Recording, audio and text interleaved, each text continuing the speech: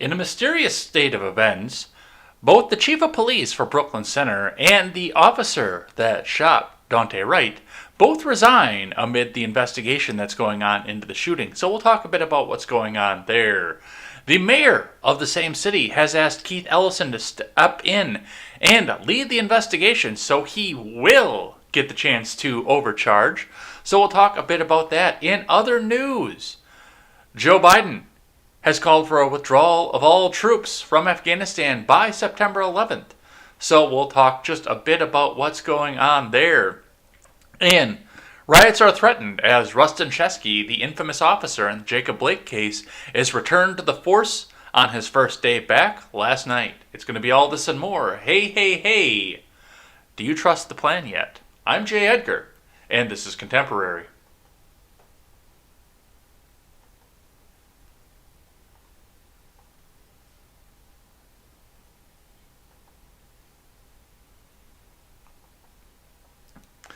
Good morning, everybody. Welcome to Contemporary. My name is Jay Edgar. We're starting a little bit late today because, just getting everything up and set up for the big charity stream.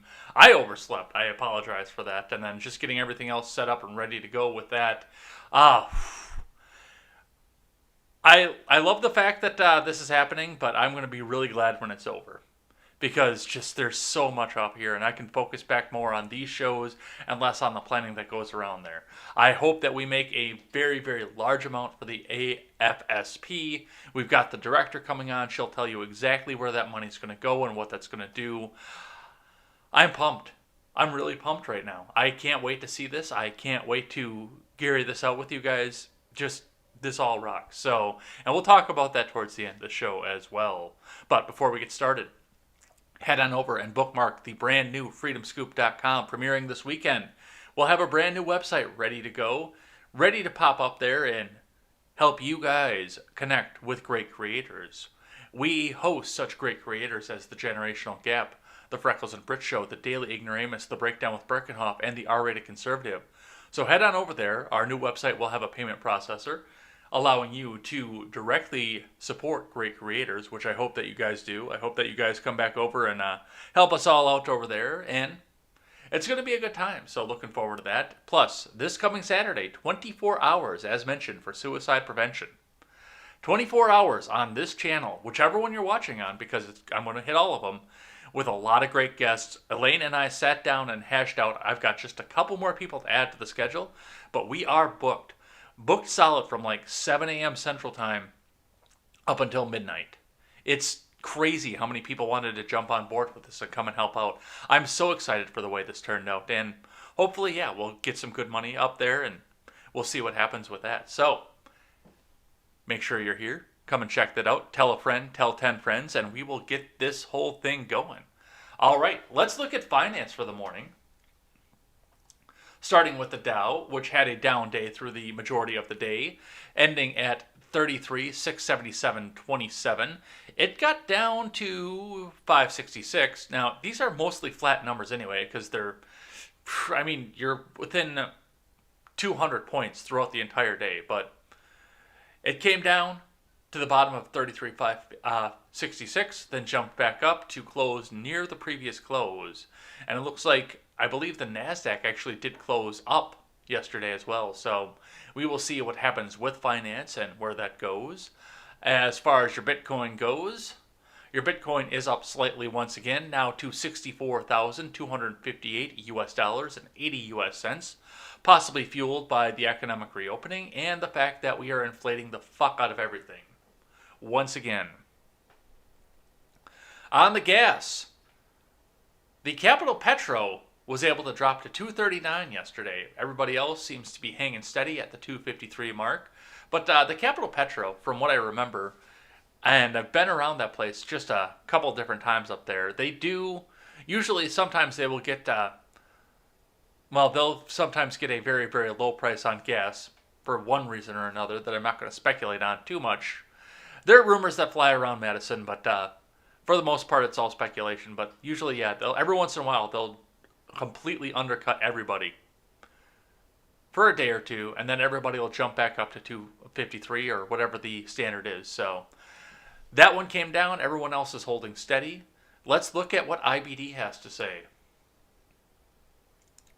Dow Jones Futures, Tesla, Nvidia in buy zones. Bitcoin soars as Coinbase IPO looms. JP Morgan earnings top. From Ed Carson. Dow Jones Futures rose slightly Wednesday morning along with S&P 500 futures and NASDAQ futures following Tuesday's generally positive session for the stock market rally. JP Morgan Chase and Goldman Sachs reported better than expected earnings early Wednesday, with Wells Fargo also on tap. Cryptocurrency exchange CoinDesk is set to debut with Bitcoin continuing to hit fresh highs overnight.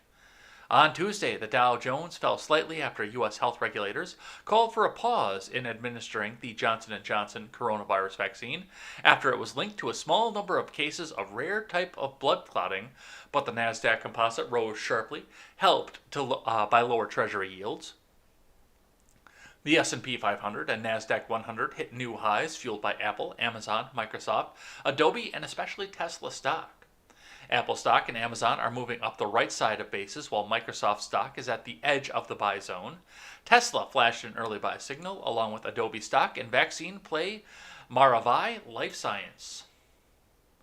Roblox, Nvidia, Atlassian, and Shutterstock broke out on Tuesday.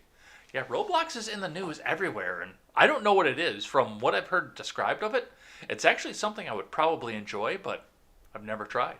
So that could happen sometime in the near future. On the key earnings, JP Morgan earnings crushed views, though that was helped by a big release in credit reserves. Fellow Dow Jones giant Goldman Sachs also easily beat estimates on booming investment banking. Wells Fargo also exceeded views. JP Morgan stock fell less than 1% before the open, while Goldman stocks climbed slightly. Wells Fargo was little changed. JP Morgan stock, Goldman, and Wells Fargo are all slightly below buy points from tight patterns. Lovesac also reported early Wednesday, easily beating EPS and sales targets. Lovestock jumped before the open after retreating back to the top of the short consolidation on Tuesday.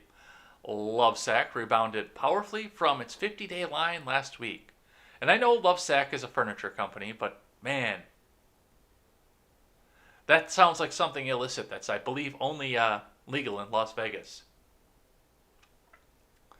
Finally, Coinbase will go public today with Bitcoin at all-time highs. Wells Fargo, Roblox, Microsoft, and Nvidia are on the IBD leaderboard. Microsoft and Adobe stock are on the IBD long-term leaders list, while Team stock is on the IBD long-term leaders watch list. Lovesac is on the IBD 50. SSTK stock was Tuesday's IBD stock of the day, while Tesla was Monday's. Coinbase is going public via direct listing as opposed to traditional initial public offering. It's the first cryptocurrency exchange to go public. Coinbase is the largest U.S. cryptocurrency exchange, trading some 50 different digital assets. Coinbase is significantly profitable and has seen huge growth as interest in Bitcoin and other digital assets boom. Quarter one revenue of $1.8 billion exceeded the full year 2020 revenue of $1.3 billion. Well, they've been advertising everywhere too, and apparently they're giving away a little bit, just a tiny little bit of free crypto as you're learning about crypto. So I'm not sure how that affects the fact that they're going in there. I don't know what the crypto is. I see the ads on it all the time on various mobile games that I play, but I mean, for the most part, that is. It's sitting there and we're ready to go. So, the NASDAQ late Tuesday announced a $250 reference price for the Coinbase stock direct listing that would give Coinbase a $65 billion valuation. In a virtuous circle, the Bitcoin price has buoyed Coinbase, while Coinbase IPO buzz is buoying Bitcoin. The Bitcoin price topped $63,000 for the first time on Tuesday, clearing $64,000 early Wednesday and getting as high as $64,899. Bitcoin is currently trading above $64,500. Bitcoin-related plays such as Grayscale Bitcoin Trust and Riot Blockchain were big winners on Tuesday. So, now you can not only buy through Coinbase, but you can buy Coinbase. Aren't you excited? What a time to be alive. All right, on the futures, Dow futures were up about 0.1% versus fair value. S&P 500 futures rose 0.1%, and Nasdaq 100 futures climbed 0.3%. German software giant SAP late Tuesday gave upbeat preliminary quarter one figures and guided up for the year. Atlassian also guided higher. Both stocks rose before the open. The 10-year Treasury yield rose slightly to 1.63%. Remember, overnight action in Dow futures and elsewhere doesn't necessarily translate into actual trading in the next regular stock market session. So that's what we're seeing coming up from that. Let's see what CNN has to say about the markets. Let me get something to drink so I stop going every time I say the S sound.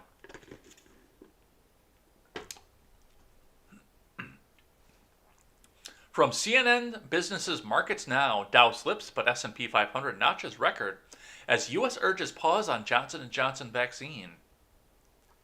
From David Goldman and Anekin Tape. Wall Street has been riding high as America's vaccination program exceeded expectations, lifting prospects of a speedy economic recovery, but a potential major disruption to that campaign overshadowed optimism on Tuesday, and investors hit the brakes. U.S. stocks finished the day mixed, with the Dow in the red after the U.S. urged a pause to the one-dose Johnson & Johnson COVID-19 vaccine. Meanwhile, a key inflation report showed consumer prices rose at a faster pace than economists had expected in March. Investors are worried that a sudden inflation spikes could spell a raising of interest rates from the Federal Reserve sooner than hoped. They weren't in panic mode following the report, but the news was certainly unwelcome on Wall Street. Yeah. Print a bunch of money and wonder why inflation is up. You know, like we've been saying since the second stimulus. Hell, I've been saying this since the first stimulus. The Dow closed down 0.2% or 66 points. The other two major indices both ended in the green. The S&P 500 notched a new record high, closing 0.3% higher, while the Nasdaq Composite finished up 1.1%. Johnson & Johnson stock was down 1.3%. I figured that would actually be a little bit lower than that. The U.S. Centers for Disease Control and Prevention and the U.S. Food and Drug Administration are recommending that the U.S. halt the use of Johnson & Johnson's COVID-19 vaccine over 6 reported U.S. cases of a rare and severe type of blood clot. The Johnson & Johnson vaccine was expected to help the U.S. ramp up its vaccination program, as the one-dose shot leads to quicker immunization timetables. The other two vaccines in use, Pfizer and Moderna's, are 2-dose vaccines. They're not affected by Tuesday's pause request. So, AstraZeneca shares closed down 0.5%, while Moderna stock finished more than 7% higher, and Pfizer gained 0.5%. So CNN is coming out and telling you that the markets are all hinging around where the vaccine goes, which is somewhat true. And we'll talk a bit about that later on in the show. I don't have a news article for that, but I do have a little bit of conversation to talk about with that as well, coming from a tweet that I have towards the end. So it's going to be all this and more. Let's go talk about what's happening in Minneapolis, which, by the way, is like half this show. Just this whole block here, up until here, is... No, it's even further than that. It's all Minneapolis stuff. Let's get into it. Starting with the big news coming up on the case. Brooklyn Center officer in Daunte Wright shooting, police chief, both submit resignation. From KSTB 5. From Rebecca Omastiak. Tuesday, Brooklyn Center officer Kim Potter and police chief Tim Gannon have resigned from their positions.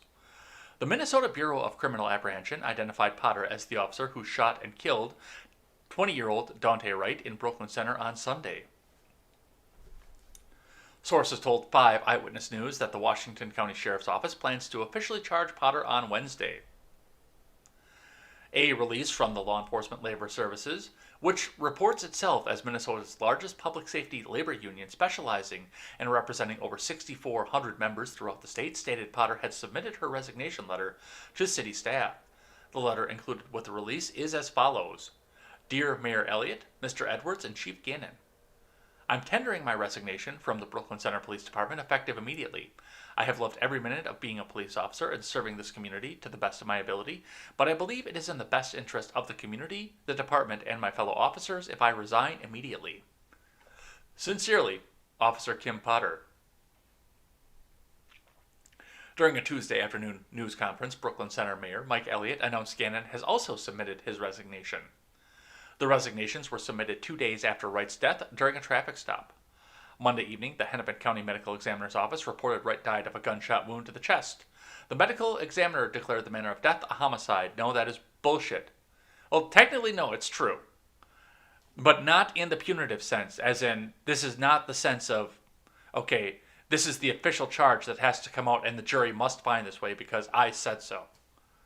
It was basically for statistics. Potter still has the right to be tried by a jury of her peers.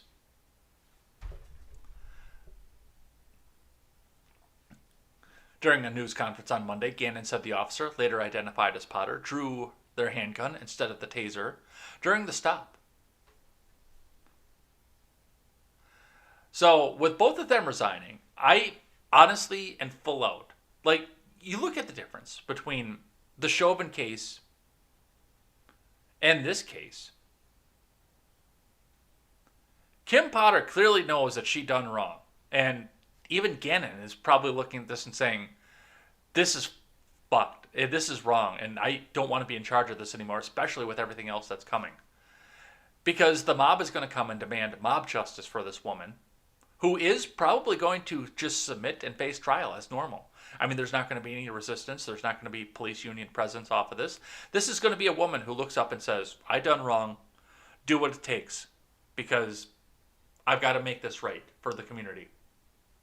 This is not a case of, I'm going to come in. I would almost probably bet, unless there's some ridiculously overcharging going on, and we'll talk a bit about that, unless they blatantly call this murder one overcharge, as far as they can, put this officer away forever, which Keith Ellison is not above doing, I would expect this woman to sit down and plead guilty to this. Because it does seem that the guilt is getting to her at this point. I would 100% expect to see that, if the charges are appropriate. Man 3, I would say, would be appropriate. Once again, we're going to have the murder charges up there, which require intent, which I didn't see from the body cam video. And you guys saw the same. Everybody who's watching this right now and watched yesterday saw the same body cam video I did. I would not say intent to that. But yeah, if they throw Man 3 at her, I bet you she'll come back and say, yes, sir, Mr. Ellison, take me away. I did it. You don't even have to give me a trial at this point. I did it. Because it does look like she's taking responsibility for her actions. But we'll see what the charging documents come back and see. That is supposed to be coming, I believe they say tomorrow is when we're supposed to see that. And we'll see where that goes. Let's keep going. I want to talk just a bit about what led up to all this. Now, I know that Seawall was talking a little bit about what this possibly could be and what the charges were. But the New York Post and NBC News both tell a very different story about this. So I kind of wanted to cover this from both sides. And, you know, like I always say, take something from an extremely left-wing news source and take something from a right-leaning news source, and where they converge is probably what the truth is. The rest of it's fucking propaganda. But let's see what's going on here. From NBC News, Daunte Wright was stopped for expired plates, but driving while black may have been his crime. From Corey Zimasco. The chain of events that ended with yet another fatal police shooting of a black man in Minnesota began in what has become a typical tragedy, with a traffic stop for a minor infraction. The man, Daunte Wright, who died on Sunday after a run-in with the police in the suburb of Minneapolis, was driving an SUV with expired license plates.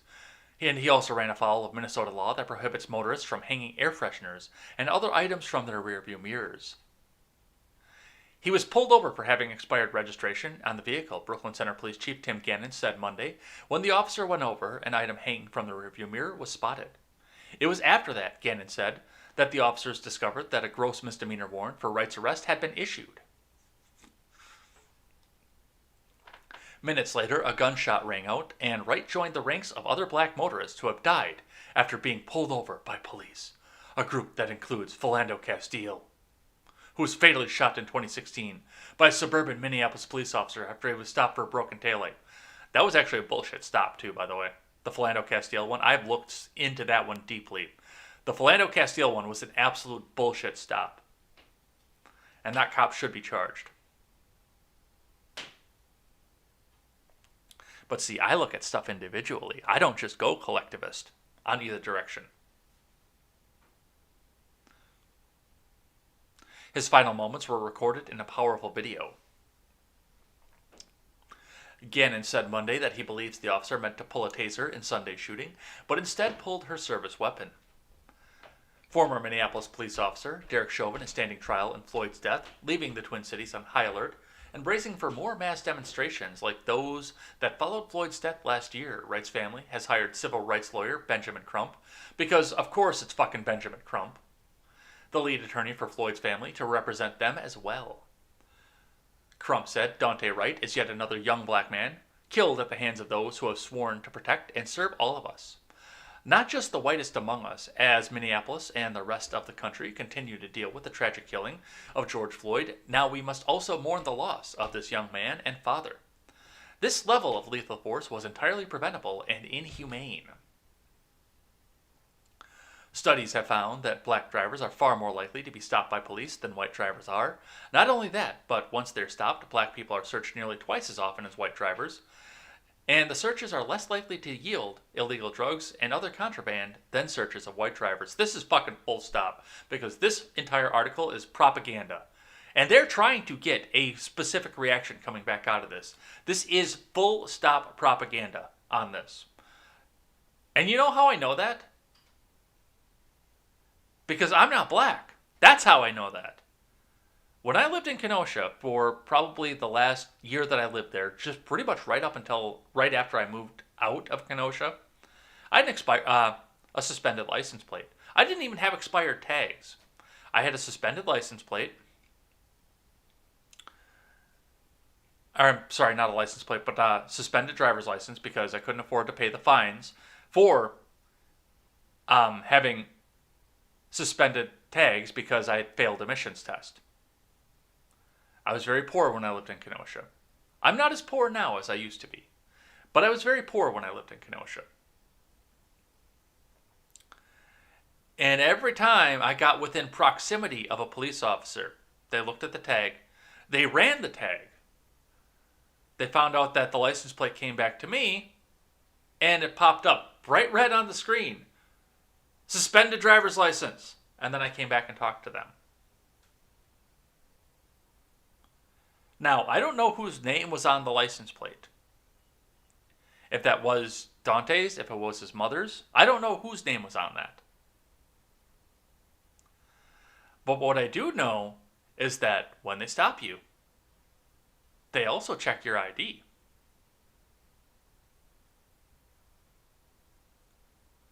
And once Daunte's ID came back, there's the bench warrant right there. So yes, of course they're going to come and take him in, because he's got a warrant out against him. This has nothing to do with blackness, as much as NBC News wants to tell you this is entirely due to blackness. If you've got especially an expired license plate where you can clearly see the color of the sticker with the year tag on it, then they're going to stop you. White, black, red, yellow, they're going to stop you. I know, it's happened to me.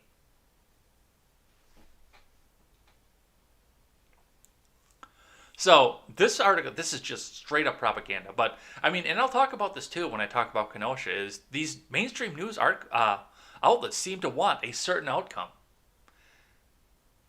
Because the thing with Rustin Chesky and Kenosha, that's not news. We knew there wasn't going to be any sort of punitive action coming for Rustin Chesky. We knew that back in October, when they said no charges. And yet, Rustin Shesky's getting back on the force. Ooh, you guys better get ready to go riot, because there's not going to be any punishment. Wink, wink, honk, honk. Hey, you guys want to learn how to make yourselves a Molotov cocktail? Huh?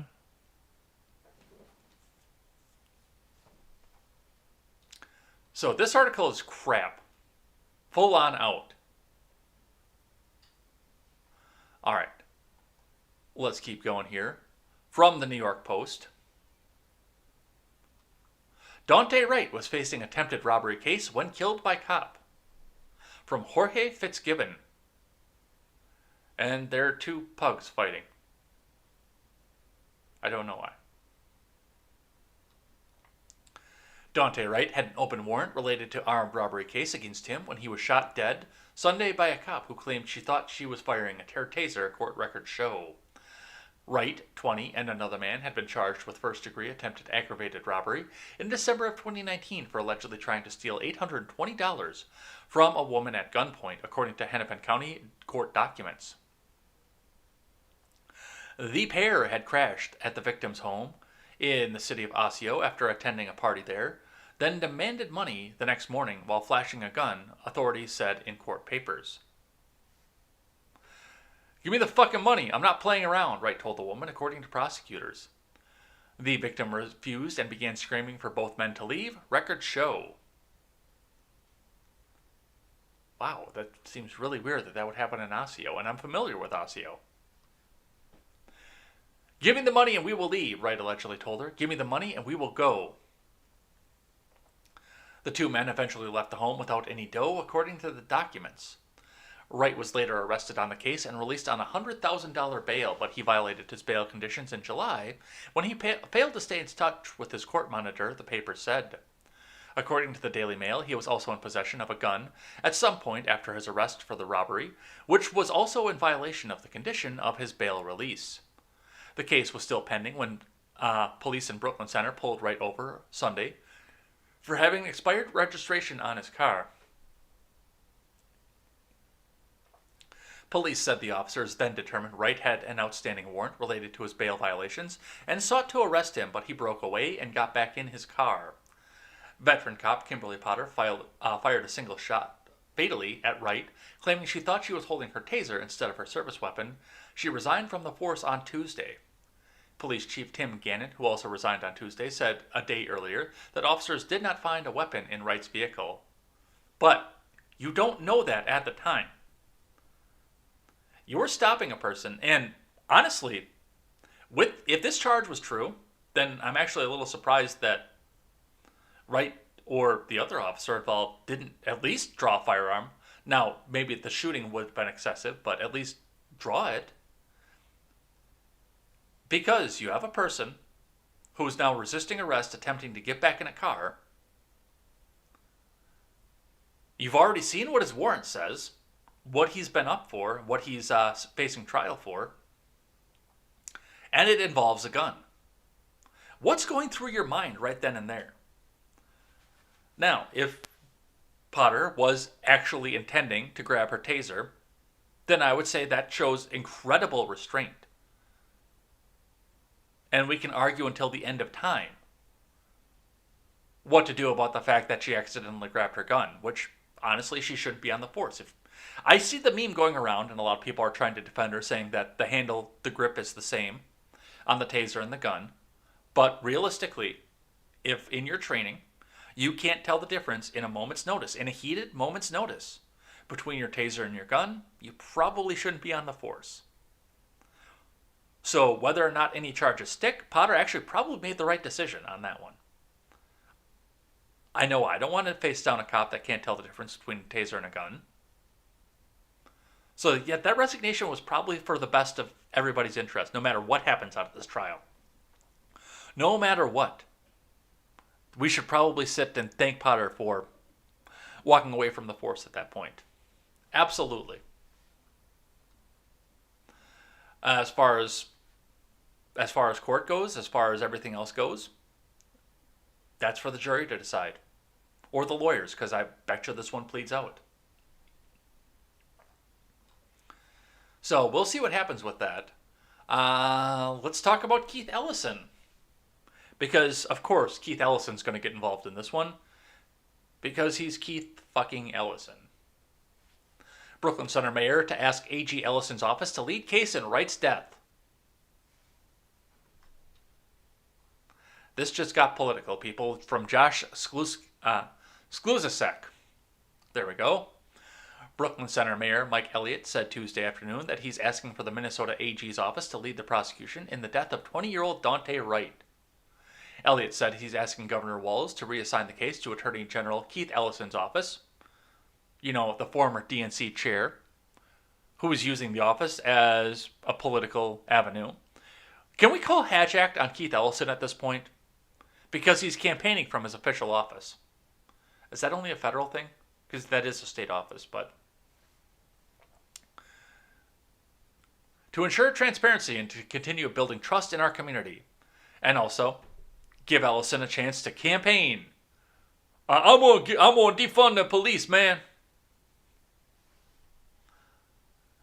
The announcement came after Elliott announced the officer who shot Wright, Kim Potter, resigned earlier in the morning, as did Brooklyn Center Police Chief Tim Gannon. Hennepin County Attorney Mike Freeman said Monday that the case would be sent to the Washington County Attorney's Office for any charging decisions in line with the new procedures involving deadly force cases adopted a year ago. Under that procedure, the AG can also be involved. Sources told 5 Eyewitness News that the Washington County Sheriff's Office plans to officially charge Potter on Wednesday. The Minnesota Bureau of Criminal Apprehension is still finishing its investigation. So, a lot of stuff going on here. But Keith Ellison is going to have the chance to overcharge. I want to lay bets right now. What do you want to bet? That at least one of the charges requires intent. One of the charges says murder on it. I'm going to give it probably 60% chance that one of the charges says murder on it. It's going to be hard. It is going to be hard for the AG's office to justify with the video that we have available and the woman that was yelling taser, taser, taser, taser over and over again. But I'm willing to say 60% chance that there's going to be at least one murder charge. I don't know what level it's going to be. It's probably going to be 2. Because he's going to justify that with felony assault of a deadly weapon. I'm sorry, that would be murder 3. So he's going to justify that with felony assault with a deadly weapon.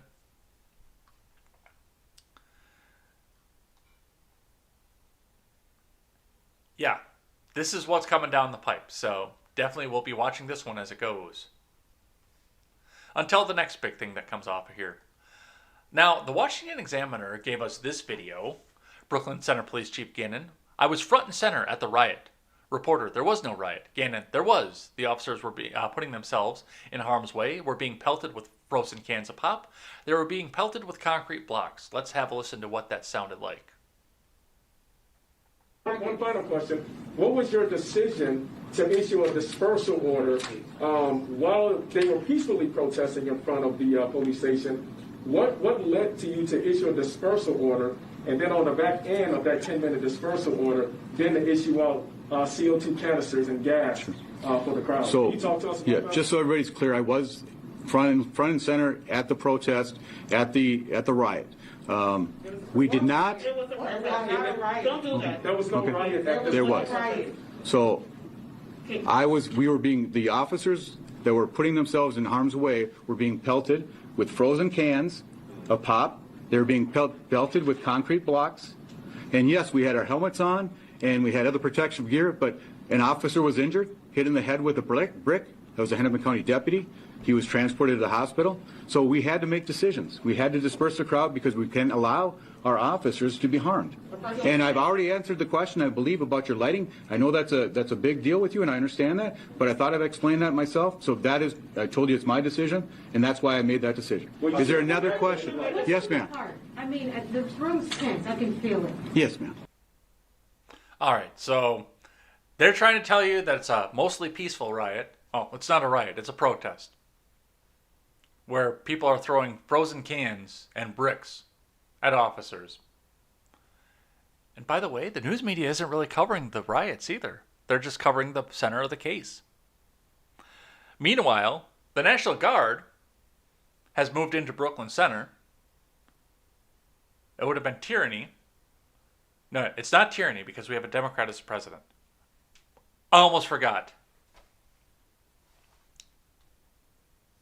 So that's where we're sitting with that.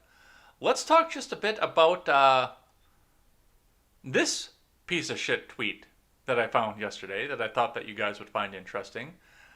Because this seems to be the GOP's answer to this one here. Kenny Lester tweets out, "Driving while black is not a death sentence. Acting like a damn fool when you get pulled over is." To which I replied, no. No, it isn't. Hence, while the officer was attempting to use a non-lethal subdual, even Kim Potter knew that driving while black and then resisting arrest was not a death sentence. She tried to get her taser out, not her gun. As far as everything I can tell from that video, she tried to use a non-lethal method and she didn't try to kill the guy.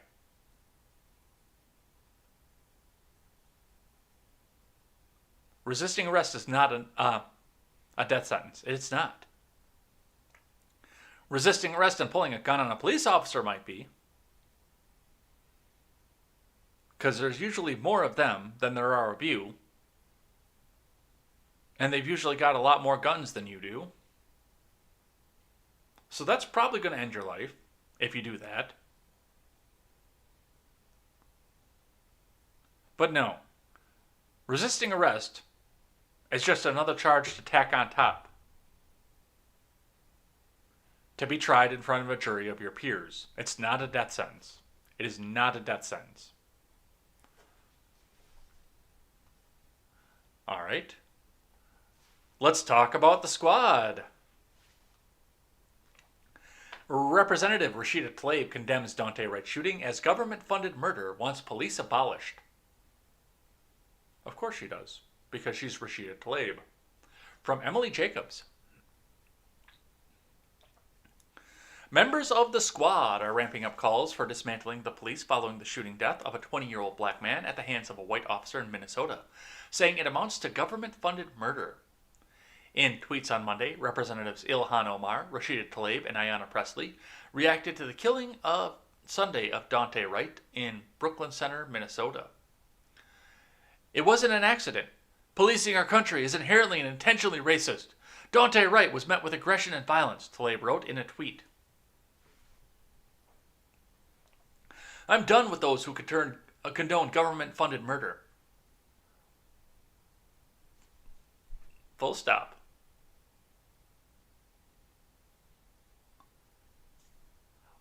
What do you think is going to happen to the people who resist your draconian laws and calls for socialism and forced redistribution? Or is that not murder because it's going to affect a different demographic than the one that you're trying to be involved with right now? What do you think is going to happen when the tax man comes to my door and says, I need to turn over all my wealth, and then they'll hand me over the appropriate amount of crumbs that the Politburo has allotted to me, and I tell them no? That's going to be government-funded murder. So you see, Rashida Tlaib, you are trying right now to push laws through Congress for the government to be able to come in and take everybody's stuff. And you think that this isn't going to happen to the people that resist. For the laws that you are making. You might want to sit this one out. Besides, no more policing. Who's going to enforce these laws, these draconian laws, that you want to put down on the rest of us?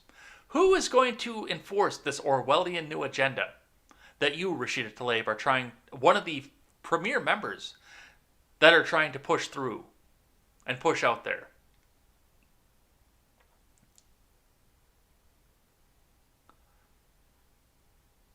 We're sick and heartbroken. In the closing days of Chauvin's murder trial, Brooklyn Center police killed 20-year-old Daunte Wright, another black man, during a traffic stop, Omar's tweet began, referencing the white officer facing trial for killing George Floyd, an unarmed black man whose death last year sparked a summer of racial justice protests and calls to defund the police. This violence is a basic part of police interactions with communities of color, she continued. It must stop. Presley, meanwhile, kept her message short, writing, "From slave patrols to traffic stops, we can't reform this." And once again, who is going to enforce your draconian agenda when you push this through? It's going to be people with guns. So, that's what they're trying to push off at this point. Let's hear from the former president. Former President Obama on Daunte Wright shooting, a reminder of just how badly we need to reimagine policing. From WCCO TV staff. Former President Barack Obama is calling the fatal police shooting of Daunte Wright in Brooklyn Center yet another senseless tragedy. On Tuesday, Obama released a statement on Twitter saying that Michelle and he grieve alongside the Wright family for their loss. Let's read what his tweet has to say. Our hearts are, heavy over yet another shooting of a black man, Daunte Wright, at the hands of police. It's important to conduct a full and transparent investigation, but this is also a reminder of just how badly we need to reimagine policing and public safety in the country. Because, you know what? I want police I can control, so they can enact my agenda, not the actual law agenda. I need police to go out there and do my bidding.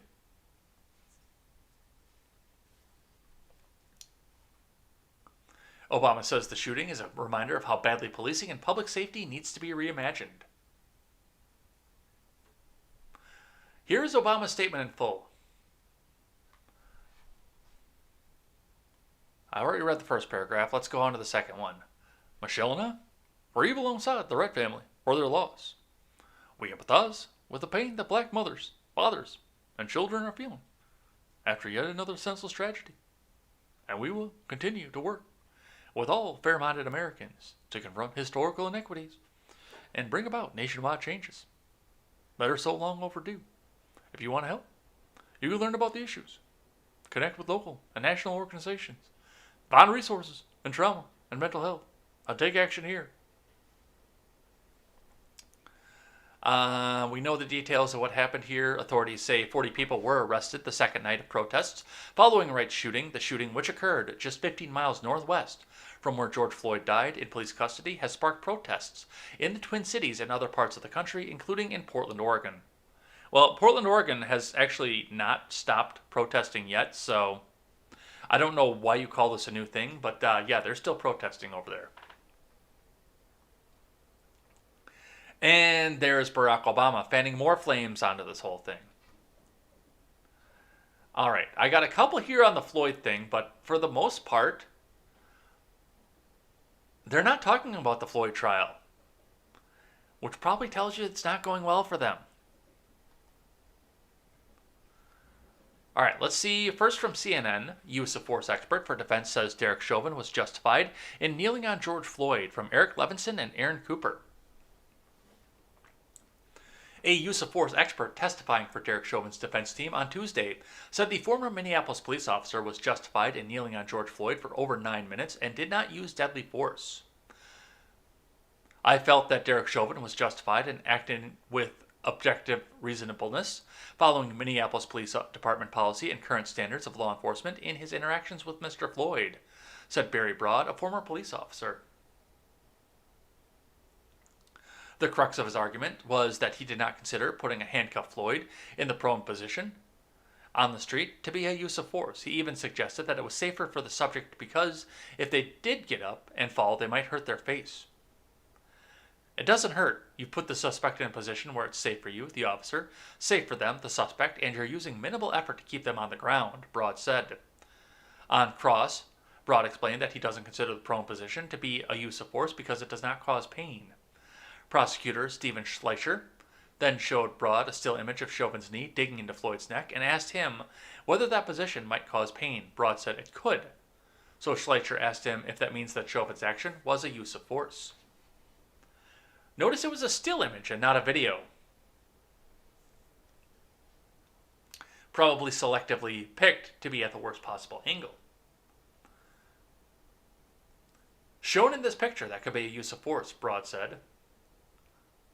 Broad's testimony came Tuesday as the defense called its first 6 witnesses in Chauvin's trial, including 2 who discussed Floyd's prior arrest and drug use in May 2019. Together, the witnesses further the defense's 3 main arguments to the case: that Floyd died due to drug and health problems, that Chauvin's use of force was ugly but appropriate, and that a hostile crowd of bystanders distracted Chauvin. The prosecution rested its case in the morning after calling 38 witnesses over 11 days. Persecutors sought to prove that Chauvin used excessive and unreasonable force when he kneeled on Floyd's neck and back for 9 minutes and 29 seconds. I love the fact that they're adding back, because that wasn't the narrative that we got up until the cross-examination, and the new angle showed that some of this was on the back and not the neck.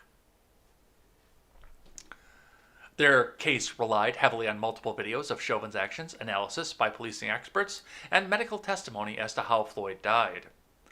One of the final witnesses to take the stand on Monday was Floyd's brother, Philanese, who cried as he described his brother as a big mama's boy who was distraught by her death in 2018.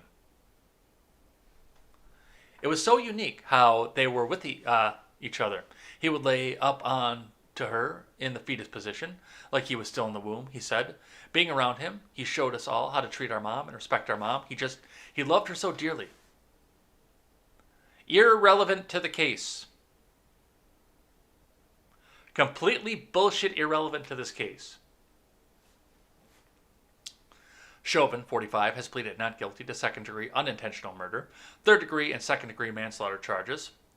The defense's case is expected to last only a few days, and closing arguments are expected next Monday. Judge Peter Cahill said on Monday. Let's see what Barry Broad actually had to say, because we've got a little bit of video of the cross that went along with this. Chauvin defense use of force expert Barry Broad says a perfectly compliant suspect would have been resting comfortably on pavement during an arrest. Steve Schleicher, prosecutor, so attempting to breathe while restrained is being slightly non-compliant. Broad, no.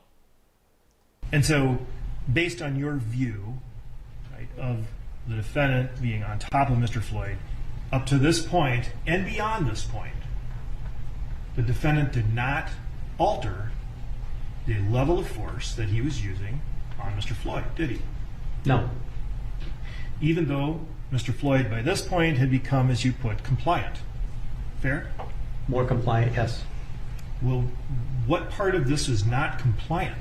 So I see his arm position in the picture that's posted. Right. That, a compliant person would have both their hands in the small of their back and just be resting comfortably, versus like he's still moving around. Did you say resting comfortably? Or laying comfortably. Resting comfortably on the pavement. Yes. At this point in time, when he's attempting to breathe by shoving his shoulder into the pavement. I was describing what the signs of a perfectly compliant person would be. So attempting to breathe while restrained is being slightly non-compliant? No. No.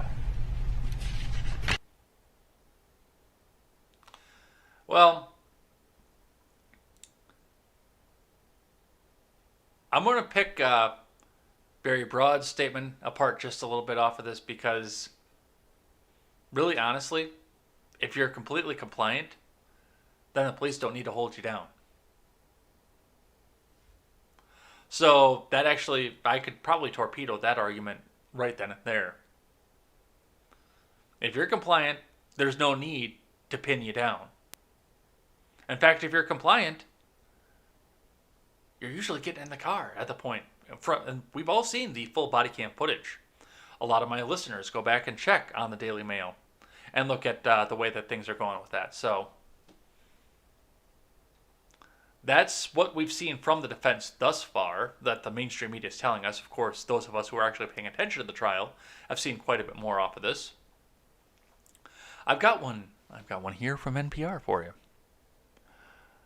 Park police officer who provided backup testifies in Derek Chauvin trial. This is from Laurel Wamsley.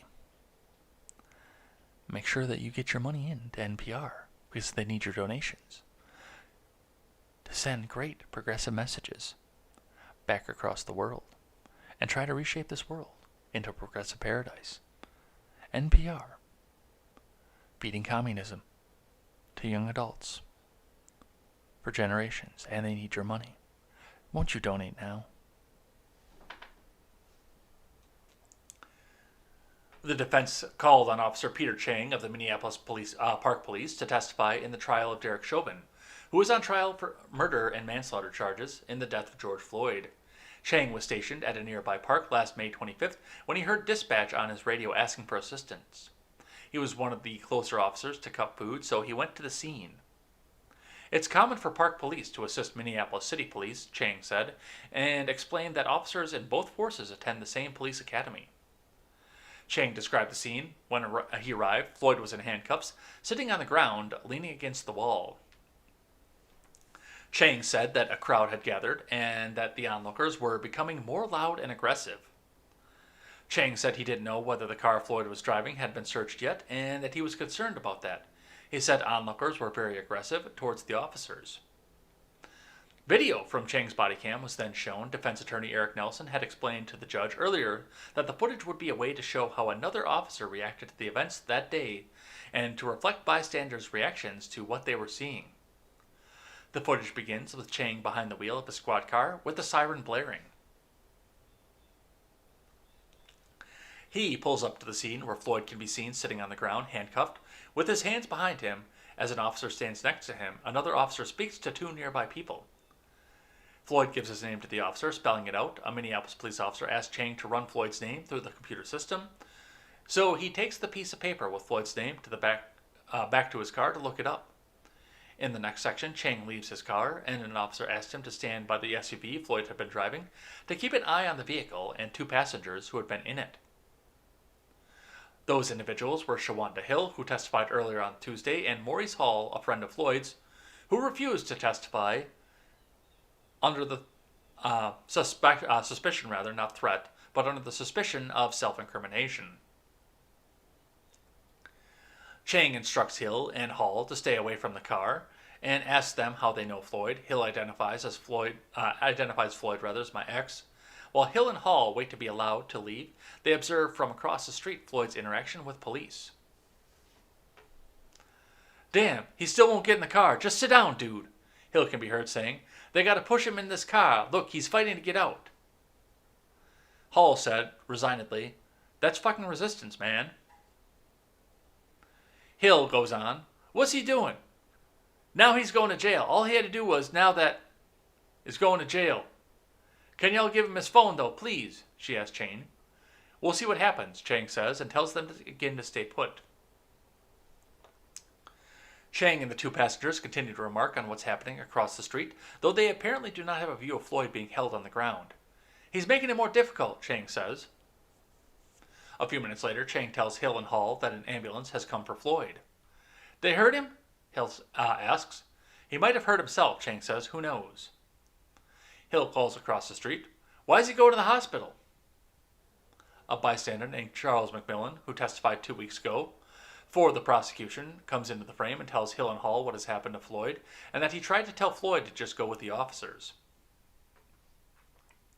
Another officer tells Hill and Hall that they can go. A fire truck arrives and leaves a few minutes later. Chang said he'd been pacing because he was concerned for the officer's safety and noted that the incident took place on a busy corner with a lot of foot and vehicle traffic. During cross, prosecutor Matthew Frank asked Chang about the dispatches he had heard over his radio, which carries the same communications used by the city police. He said he considers those officers his partners when he's working on the scene.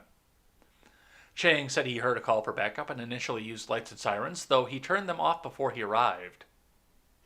When he arrived, Chang said he heard the officers already assigned call a code 4, indicating the scene was under control. Chang testified when he got out of his car and saw Floyd sitting on the sidewalk. Floyd seemed pretty peaceful and not agitated or upset. And the initial body cam video that was leaked to the Daily Mail actually can confirm that. And then he started begging to be put on the ground. Chang affirmed that from across the street, He could not see what was happening with Floyd, but the 4 officers across the street seemed fine. Chang agreed, and if they had radioed for help, he would have heard it, but they never did. So that's what's coming out of Chang's testimony. I guess I didn't realize I was going to be reading that entire article, but that was Chang's testimony, and Posobiec also puts on this one. Breaking new body cam footage shows that George Floyd's passenger is saying, "He still won't get in the car. Just sit down, George. Oh man, what is he doing?" But that's just an image and not a video. So, I mean, even his friends were saying, you know what, just settle down, get in there, and we'll come back and bail you out after all this. I still have yet to see intent. Out of all of this, the only thing I can possibly still see is man 2. And that's even a 50-50 shot. But that's what we saw from the Floyd trial today. Let's talk about Kenosha. I got another one here from NPR for you guys. Rustin Chesky, Kenosha officer who shot Jacob Blake, will not face discipline. This is from Laurel Wamsley. And make sure you get those donations in, because NPR needs your money. They need your donations. They need you to help them. Help them. Help progressives around the world to stay in their echo chamber forever and never hear an alternating thought.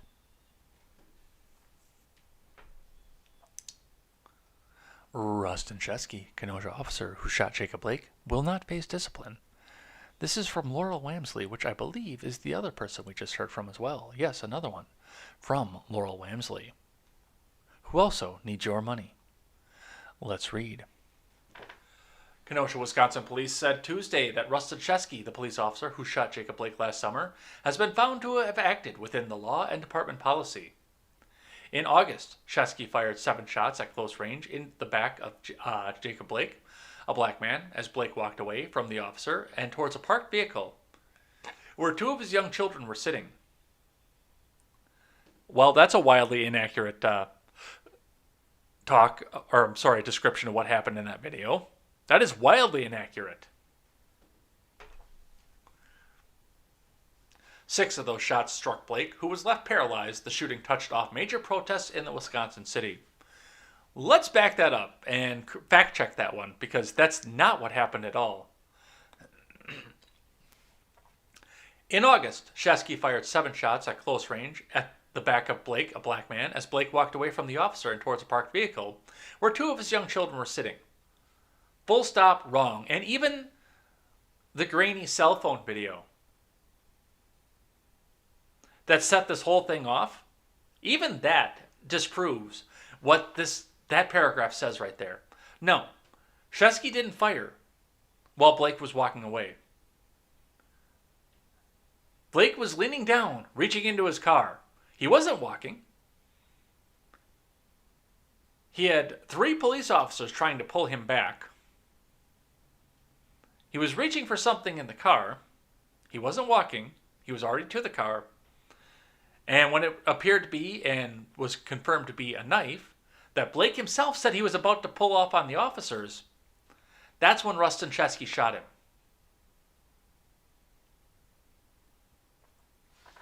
But I love how NPR and their disingenuousness come out and try to do this. And, you know, I looked at this article, and we'll read on for a little bit more off of this. I looked at this article, I looked at another one from NBC, and I looked at the talk going about this. And the only reason this is news is because NPR wants a certain outcome. They want another riot to happen, just like what we're seeing in Minneapolis right now. They want another riot off of this. That's what they're looking for. Fanning the flames, fueling the racial tensions. Because a nation that's at war with itself is easier to control. And will even beg the government to come in and make more control. They don't give a fuck about Jacob Blake. They just want the race riots. So that CNN and NPR have clickbait fucking headlines that they can get rage clicks onto. Chief Daniel Miskinnis said the use of force incident had been investigated by an outside agency and reviewed by independent experts. The Kenosha County District Attorney's Office announced in January that no charges would be brought against Shesky. So why is this news now? You see that right there? The Attorney's Office announced in January that no charges would be brought. They actually announced it in October that there would be no charges. But it was official in January.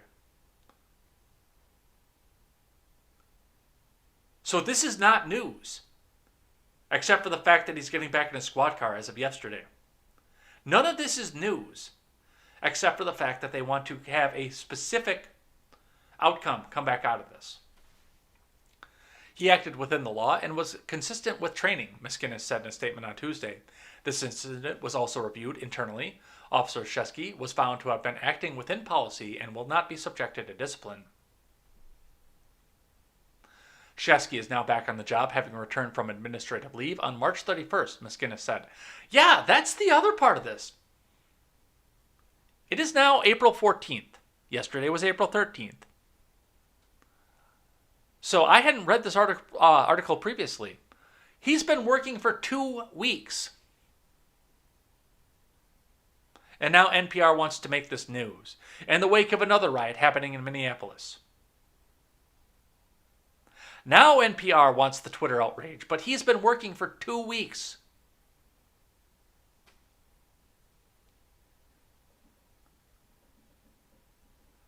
Miskinnis said he recognized that some will not be pleased with the outcome. However, given the facts, the only lawful and appropriate decision was made. Blake filed a lawsuit in March against Shesky alleging the excessive use of force. Well, good luck. You confessed to trying to pull a knife on him. You confessed to that. Although I'm sure the $1 million wrongful injury settlement that came out of the city is already long since dried up at this point. You confessed to that. There was no excessive use of force. And this is nothing but fanning the flames at this point, especially given the fact that Minneapolis has erupted once again. And I'm willing to bet that had this not happened in Brooklyn Park, Brooklyn Center, whichever one it was, had this not happened in the Minneapolis suburb, that this story would have come out immediately after the Chauvin trial. Because they're looking for the riots. They're looking to have more of these race relations go the way that they want them to go. And it's fucking sick. I'm sorry. All right. Let's talk about Project Veritas. Breaking Part 1, CNN director admits network engaged in propaganda to remove Trump from presidency. Our focus was to get Trump out of office. I came to CNN because I wanted to be a part of that. Let's have a listen. I think we got him through this term. We would always show shots of him jogging, him in aviator shades, and like you paint him as a young geriatric. We were creating a story there that we didn't know anything about. You know, we were. So that's. I think that's propaganda. Look what we did. We got Trump out. I am 100% going to say it, and I 100% believe it. That if it wasn't for CNN, I don't know that Trump would have got voted out. Our focus was to get Trump out of office, right? Without saying it, that's what it was, right?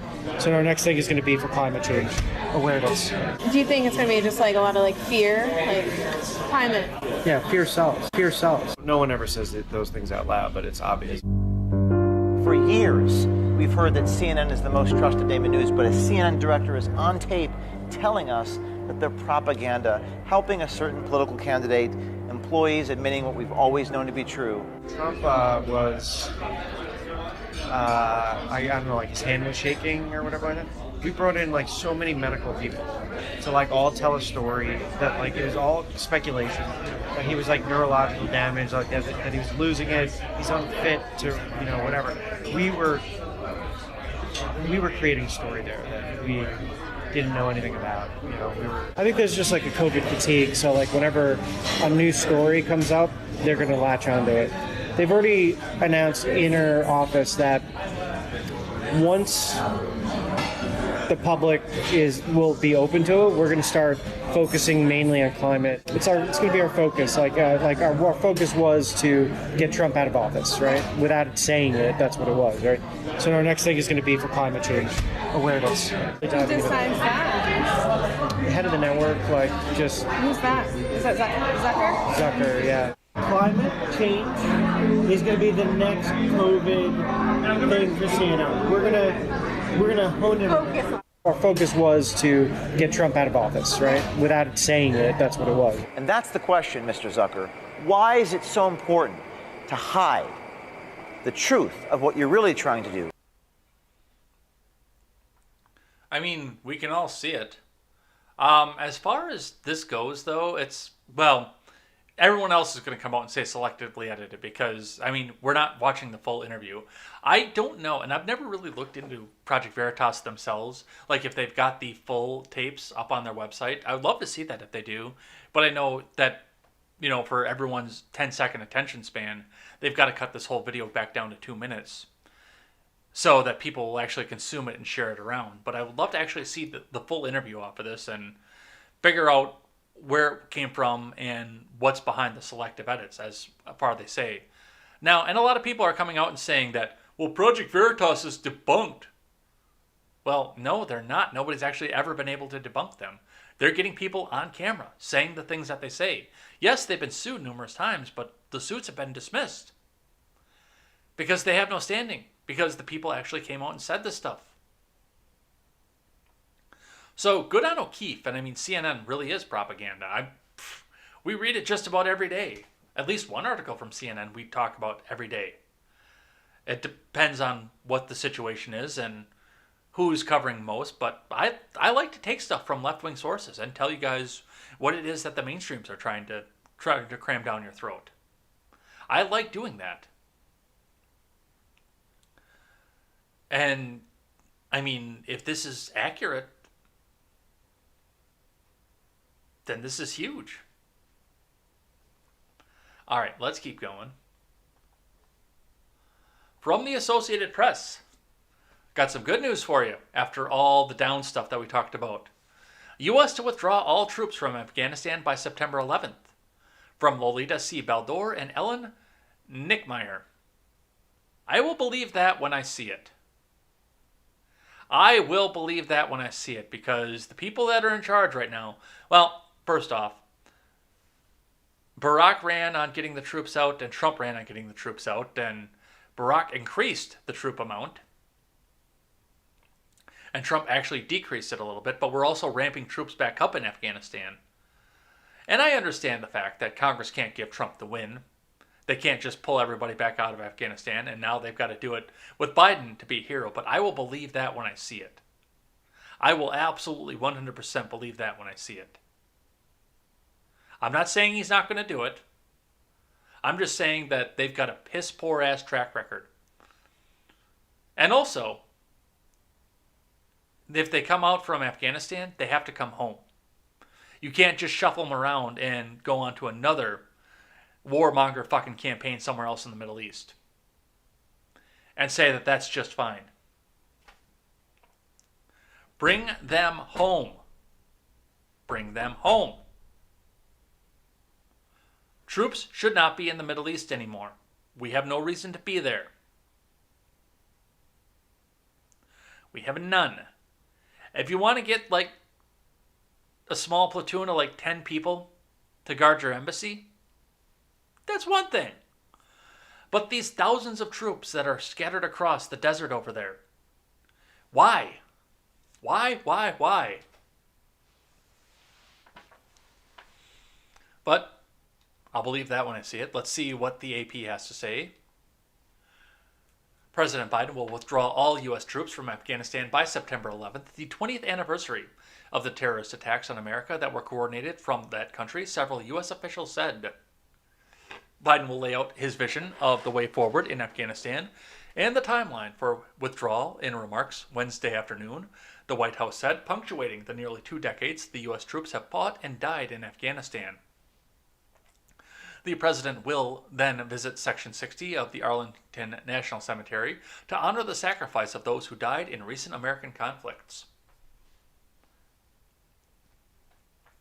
The decision to withdraw troops by fall defies the May 1st deadline for a full withdrawal under a peace agreement with the Trump administration reached with the Taliban last year, but leaves no room for additional extensions. A senior administration official on Tuesday called the September date an absolute deadline that won't be affected by security conditions in the country. While Biden's decision keeps U.S. troops in Afghanistan 4 months longer than initially planned, it sets a firm end to 2 decades of war that have killed more than 2,200 U.S. troops, wounded 20,000, and cost as much as $1 trillion. The conflict largely crippled al-Qaeda and led to the death of Osama bin Laden, the architect of the September 11th attacks. But an American withdrawal also risks many of the gains made in democracy. Hold on, what? Hold on, AP. Are you trying to justify the Afghan war with a lie? The conflict largely crippled al-Qaeda, which led them to form ISIS. I wouldn't call that crippled, and led to the death of Osama bin Laden, who was killed in an independent SEALs raid. And correct me if I'm wrong on this, but wasn't that in Pakistan?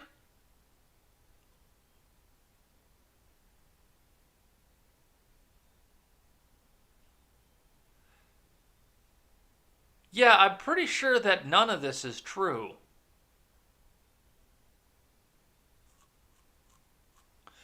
But an American withdrawal also risks many of the gains made in democracy, women's rights, and governance, while ensuring that the Taliban, who provided al-Qaeda's haven, remain strong and in control of large swaths of the country.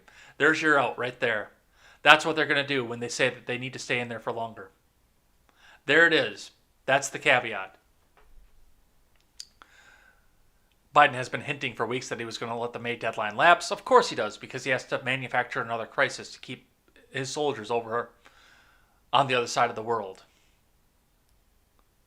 And as the days went by, it became clear that an orderly withdrawal of the nearly 2,500 remaining troops would be difficult and was unlikely. The administration official said the drawdown would begin by May 1st.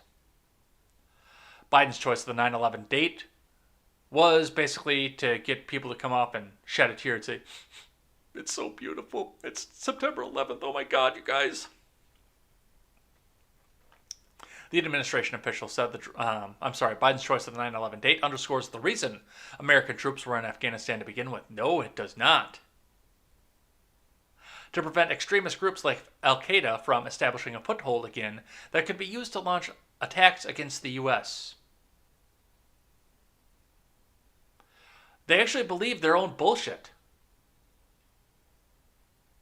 They actually believe their bullshit.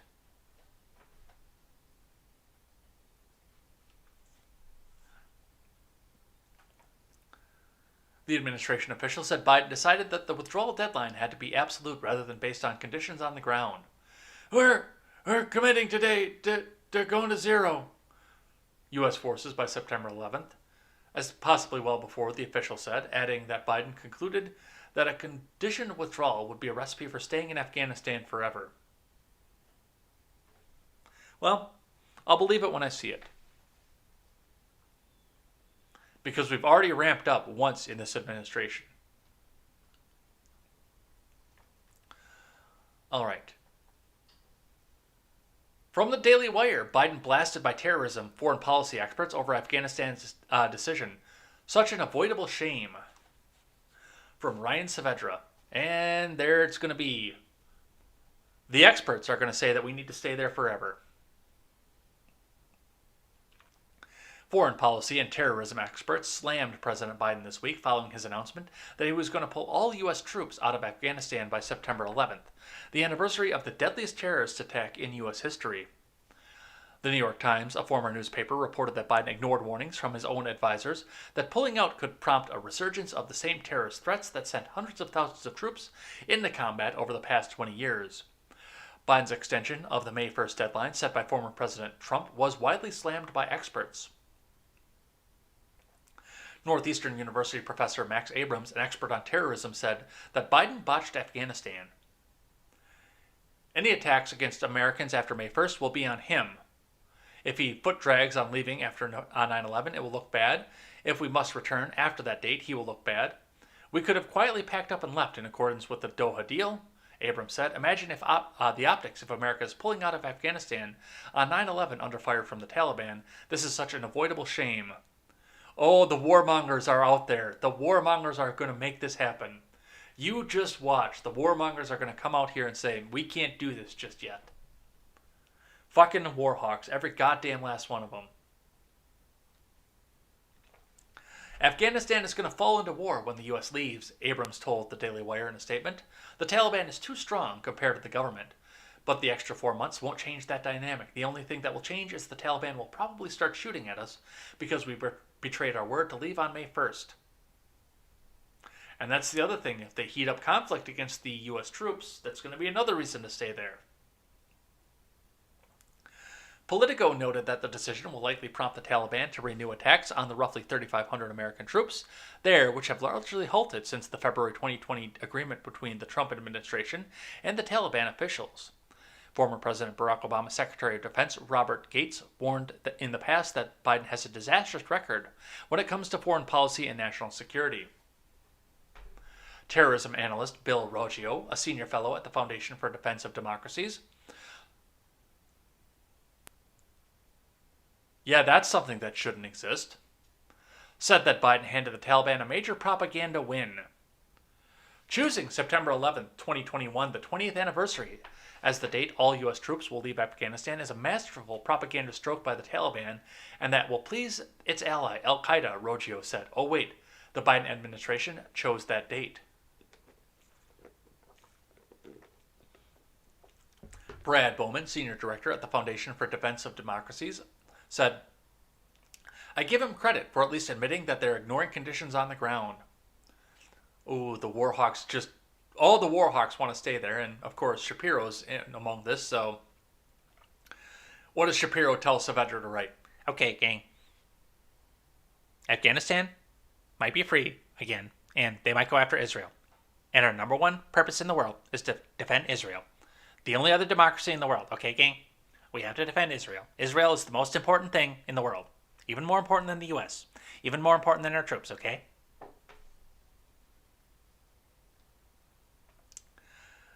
Grab your popcorn. That one's going to be a fun one to watch. All right, Senators Cruz and Hawley and Lee seek to strip Major League Baseball of antitrust exemption. From David K. Lee and Sahil Cooper. A trio of Republican lawmakers outlined legislation Tuesday aimed at ending the MLB's antitrust exemption after the All-Star Game was moved out of Georgia in protest of that state's new voting restrictions. The legislative push from three conservative senators, Ted Cruz, Mike Lee, and Josh Hawley, comes amid growing frustrations among Republicans over corporations and sports leagues embracing causes associated with progressives, such as protecting voting rights. Oh yeah, I mean, if you're ready to have a corporatocracy, then, well, get ready to have a corporatocracy. I'm not ready to have a corporatocracy, but you've given these massive corporations all kinds of kickbacks from the government, and they think that they can run the government at this point. MLB relocated the Midsummer Classic from Truist Park, the Atlanta Braves' home in Cobb County, Georgia, to Denver's Coors Field due to recently enacting voting limits signed into law by Governor Brian Kemp, a Republican. Plus, they got a cheaper venue and got to have their game in a much, much whiter neighborhood, too, by the way. This past month, we have seen the rise of woke corporation. We have seen the rise of big business enforcing a woke standard, Cruz told reporters. Well, that's because you people continue to shop there. You know there are local places. I don't know if you guys realize that or not, but there are local companies that you could go to instead of going to all these big, major, high-dollar companies.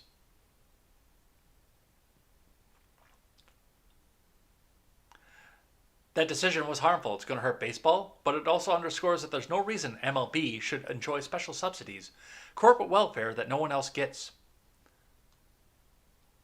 He accused MLB of acting to favor one party against the other.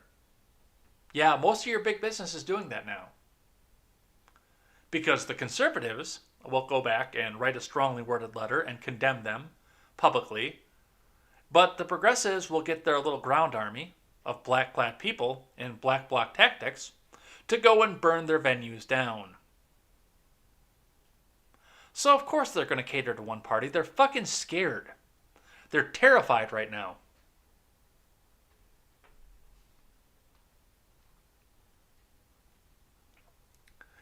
So, we'll see what happens with that antitrust. I don't know. I haven't watched baseball for a while. All right, we got just a couple more here, then we'll head out for the day. I wanted to just touch on this one briefly because of what's going on with it. Autumn Fox over on Twitter, Gunpowder and Vanilla, tweets out, they wouldn't have paused that vaccine for just a few blood clots. And I'm actually a little bit wary of that myself because, and people keep saying right now, and the propaganda is out there too, that this was just 6 shots out of every single Johnson & Johnson vaccine that's ever been administered. That is false. That is 6 shots at one particular location out of 1,100 shots. It's still anecdotal, don't get me wrong. But there were 8 shots. I mean, we read the same stories yesterday. There were 8 shots at another site, and that's just what they're telling you about. You could probably say that with reactions like that, there's probably 1 to 3 across every vaccination site across the country. But that's still anecdotal. That's still a small potato number. For Johnson & Johnson especially, with the big pharma money that they have, there is something else going on with this thing that they don't want to tell you about. They can hide behind 6 individual women who range in age from age 18 to 48. And a lot of the mainstream news media will buy it and just stop asking questions. But, I mean, I give the progressives props on this, that they're still questioning this, that this is 6 out of 11 million vaccines. No, it's not. Birth control has more blood clots per X amount of people that are on there. They've got a better chance of blood clots than this vaccine. Yeah, that makes me trust the vaccine even less. Because that means that there is something else going on with this. But they're doing PR right now to make sure that you don't know and you don't question what's going on with it. There's something else going on with this thing. And people wonder why I don't want to take the goddamn thing. Because we haven't had any long-term effects and studies off of it. I am not anti-vax. Get your vaccines. You have the choice to put into your body what it is that you want to put into your body. But I have a lot of questions. Especially when the government starts to mandate stuff, because anything that's a good idea doesn't have to be mandated. So, something to watch for as we go along with that. Another interesting one here that I had hoped you guys would find interesting. Dan Price out of Seattle tweets out, what happens when a company is more powerful than the government? And this definitely goes on to the fact, and they're trying to tear down Amazon too, which is actually probably a good idea, but they're trying to do it over the union. I'm trying to do it over the fact that Amazon is holding a massive trust and they're holding the government hostage. Dan Price tweets out, in 2017, another worker, Philip Lee Terry, 59, was crushed to death by a forklift he was working beneath in the maintenance area in Plainfield, Indiana. He lay in a pool of blood for 2 hours before anyone noticed him.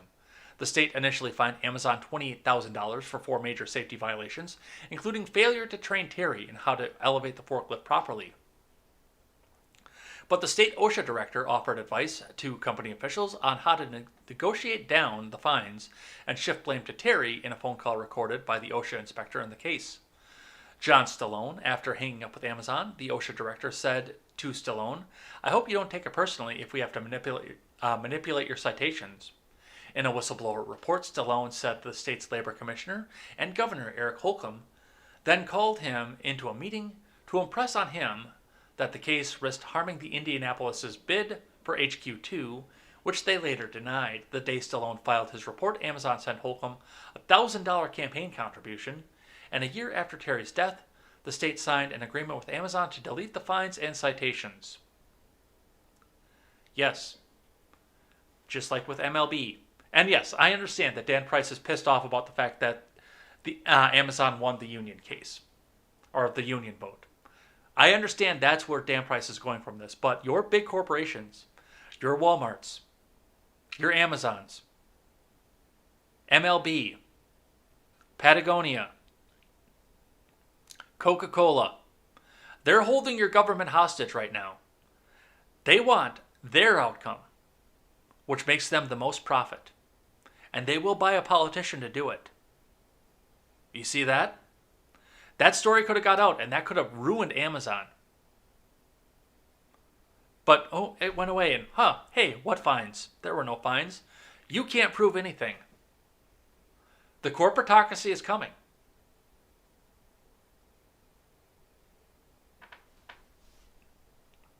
And it is something to watch for. All right, and the last one. Never mind, that's not the last one because we checked that one already. That was the Twitter page where I got the James O'Keefe video from. So that was the last one. We're done. And the last thing that we do is something that I'm thankful for. So let's head on out of here and figure out something that I'm thankful for. Let's change up the scene and talk about that. So the schedule is almost completely filled at this point. I've got to check with Silentcaster and Epic Hans to see where I can get them and make sure that Robert can pop in at his scheduled 10 o'clock timeline. But we're done.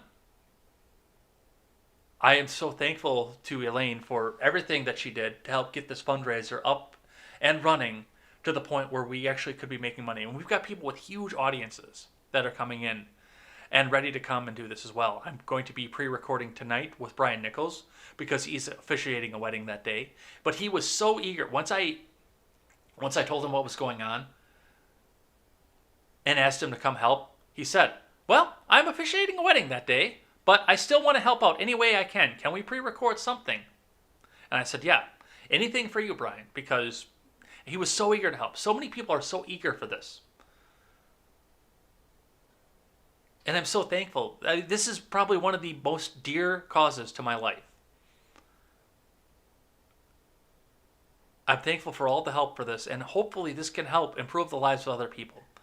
I'm so humbled by everything that's happened around this fundraiser. To think, a month ago, I said, I'm going to do a fundraiser for suicide prevention. And now we're here, ready to go. I still got to reach out to Behavior, too, and make sure that he's ready and we can make sure the music goes. I've got some tips for him. I think I can help him get through here, but yeah, definitely. I'm so excited for this. I'm so thankful for everything that's happened and everybody who's stepping on board as well to help. This is an amazing experience. I hope one day all of you guys get to experience putting on a charity stream like this because it's humbling how many people want to help make lives better for other people without government coercion.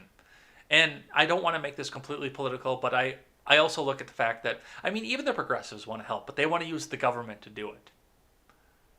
Whereas the people that are involved with this, and you've seen the list, Olivia Rondeau, Rare Camellia, Quest Fanning, the Generational Gap guys, Epic Hans, who politically is so far removed from me, but he still wants to come back and participate in this.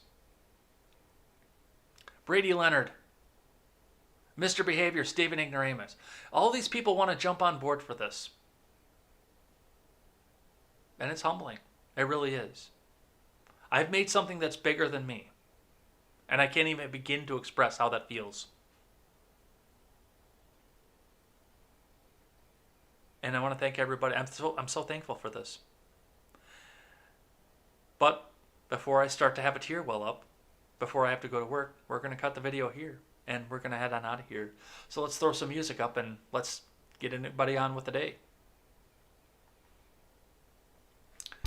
All right. Well, thanks everybody for coming and hanging out. It looks like it was a little bit of a slow chat day, but even still, slow chat days are good too. And thanks for listening to my rants as well, because I know I got really, really ranty in the beginning of the show. But we will see you guys tomorrow with probably more Brooklyn Park coverage, more show and coverage, and whatever else the government decides to put on for the news of the day. Looking forward to that then, and we will see you tomorrow for more Contemporary. Until then, I'm Jay Edgar, and this is Contemporary. Take care.